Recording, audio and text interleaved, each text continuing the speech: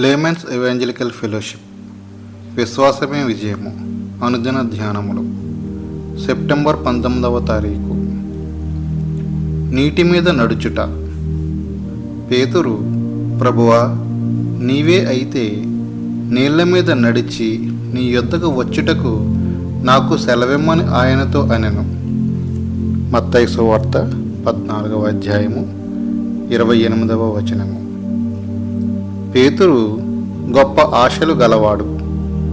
ఆశలుండుట తప్పు కాదు, కానీ దేవుని యొద్దకు వెళితే ఇంకా గొప్ప కోరికలు కలుగుతాయి.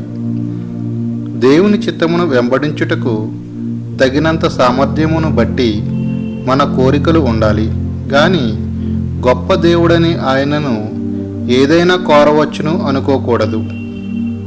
నీ చిత్తము భూమి యందును నెరవేరునుగాక అని ప్రార్థించుట క్రైస్తవ పునాది. ఇట్లు ప్రార్థించి వంటగదికి, అంగడికి, హాస్పిటల్కు లేదా ఆఫీసుకు వెళ్ళినప్పుడు అక్కడ ఆయన చిత్తము జరుగుచున్నదా?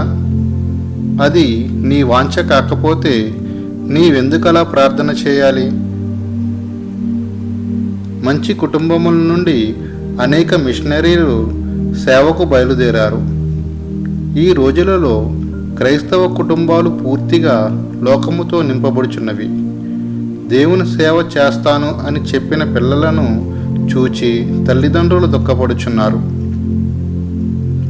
సంఘములో మరెవరైనా దేవుని సేవకు వెళ్తారులే, నా పిల్లలు కాదు అని వారు అంటారు. దేవుని చిత్తమును ఇతరులు చేయాలనుకుంటారు.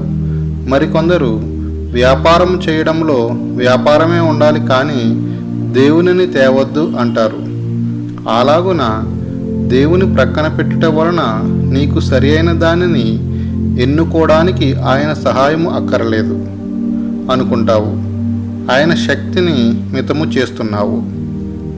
నీటి మీద నడవాలని పేతురు ఆశపడ్డాడు, కానీ యేసుతో నడవడానికి కావలసిన శక్తి సామర్థ్యమును గూర్చి ఆలోచించలేదు. యేసుతో పాటు నడవడానికి ప్రయత్నించాడు, కానీ పేతురుకు అంత సమానమైన ఆత్మీయ శక్తి లేదు. శరీరానికి కావలసిన ఉత్తేజము పొందలేదు.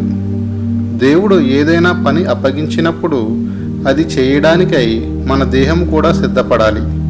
మనస్సు, ఆత్మలకు తగినంత గ్రహింపు కలిగి ఉండాలి. మన ఆత్మ దేవుని ఆత్మతో ఏకీభవించాలి.